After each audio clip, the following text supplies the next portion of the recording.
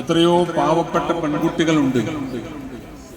അവരുടെ ജീവിതം കരിപിടിച്ച് സ്വപ്നങ്ങളില്ലാതെ മോഹങ്ങളില്ലാതെ കഴിഞ്ഞുകൂടുന്ന എത്രയോ പെൺകുട്ടികളുണ്ട്. അവർക്ക് മംഗല്യഭാഗ്യം ഒരുക്കി കൊടുക്കുക, അവർക്കൊരു കുടുംബം ഉണ്ടാക്കി കൊടുക്കുക എന്നുള്ളത് വളരെ പുണ്യമുള്ള ഒരു കാര്യമാണ്. ഇവിടെ തങ്ങൾ പറഞ്ഞത് 92 കുടുംബങ്ങൾക്ക്, 92 പെൺകുട്ടികൾക്ക് അതിനുള്ള അവസരം അദ്ദേഹത്തിന്റെ ഈ പ്രസ്ഥാനത്തിലൂടെ ഉണ്ടാക്കി എന്നുള്ളതാണ്. ഞാനതിനെക്കുറിച്ചൊന്നും വിശദമായി സംസാരിക്കുന്നു. ഇതൊരു വലിയ സേവനമാണ്. പ്രതീക്ഷകൾ അസ്തമിച്ച നമ്മുടെ പെൺമക്കൾക്ക് അവർക്ക് പുതുജീവിതം നൽകാനാണ് ഈ ഒരു പ്രവർത്തനത്തിലൂടെ സാധിക്കുന്നത്. അത് വലിയ പുണ്യമുള്ള കാര്യമാണ്. അതുപോലെ തന്നെ 100-ൽ പരം യതീം കുട്ടികളെ ഈ സംവിധാനത്തിന്റെ ഭാഗമായി മണ്ഡപത്തിലൊക്കെ ചോറുണ്ടാവും. ഈ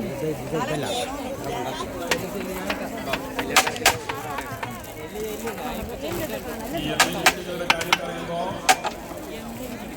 അഗതികളായ സ്വന്തം നിലയ്ക്ക് ഒരു വീട് വെക്കാൻ കഴിയാത്തവർക്ക് 17 വീടുകൾ ബഹുമാനപ്പെട്ട തങ്ങളുടെ പരിശ്രമഫലമായി നിർമ്മിച്ച് നൽകി.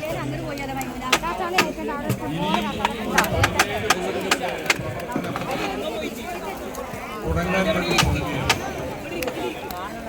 അപ്പോ ഇതൊക്കെ ഏറെ പുണ്യം നിറഞ്ഞ കാര്യമാണ്.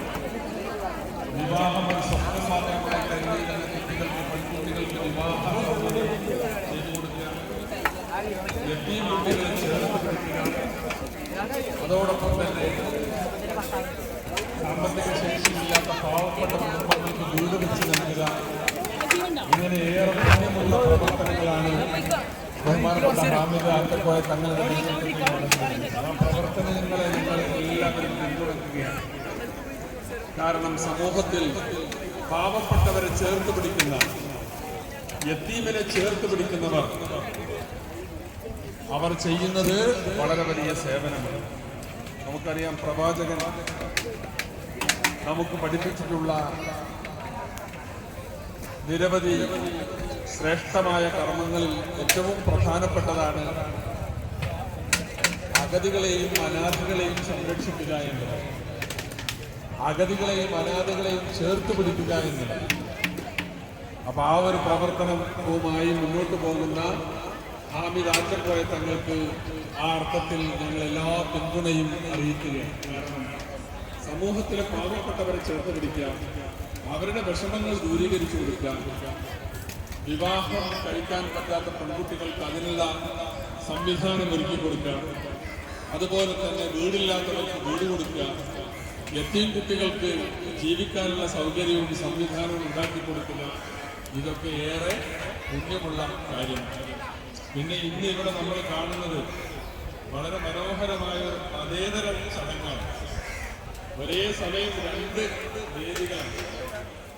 ഒരു വേദിയിൽ മുസ്ലിം പണ്ഡിതന്മാർ നിക്കാഹിന് നേതൃത്വം നൽകുമ്പോൾ അതോട് ചേർന്ന് മറ്റേ വേദിയിൽ നമ്മുടെ ഹൈന്ദവ സമുദായത്തിൽപ്പെട്ട പെൺമക്കൾക്ക് സുമംഗലികളാവാൻ ഹൈന്ദവ പണ്ഡിതന്മാരുടെ പൂജാരികളുടെ അനുഗ്രഹാശിസോടുകൂടിയുള്ള കർമ്മങ്ങൾ അവിടെ നടത്തും. ഇത് ഈ നാട് കൊടുക്കുന്ന കാഴ്ചയാണ്. നമുക്കറിയാം, നമ്മുടെ നാട്ടിൽ ജാതിയുടെ പേരിൽ, മതത്തിന്റെ പേരിലൊക്കെ ആളുകളെ ഭിന്നിപ്പിക്കാനുള്ള ശ്രമം നടന്നുകൊണ്ടിരിക്കുന്നത്. അപ്പോഴാണ് ഒരു മുസ്ലിം പണ്ഡിതൻ ഒരു സാദത്ത് ഇവിടെ എല്ലാവരുടെയും കൂടി ഒരു പൊതു ചടങ്ങ് സംഘടിപ്പിക്കുന്നു.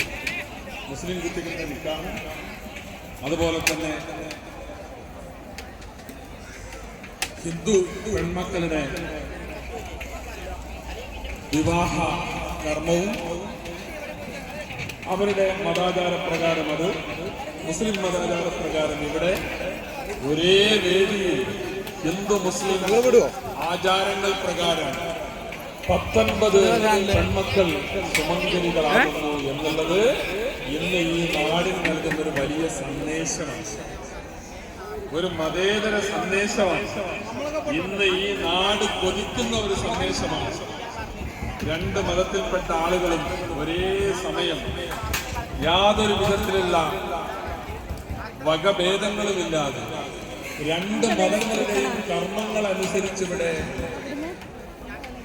അവർ വിവാഹിതരാവുകയാണ്, അവർ സനാതരാവുകയാണ്.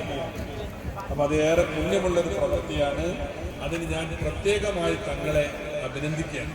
കാരണം ഇന്ന് ഈ നാട് കൊതിക്കുന്ന ഒരു കാഴ്ചയാണ്. ഇവിടെ വേദമന്ത്രോച്ചാരണങ്ങളോടുകൂടി സുമംഗലികളാകുന്നു, വിവാഹകർമ്മം അവിടെ നടക്കുന്നു. അതുപോലെ തന്നെ ഇവിടെ ഖുർആന്റെയും സുന്നത്തിന്റെയും വെളിച്ചത്തിൽ നമ്മുടെ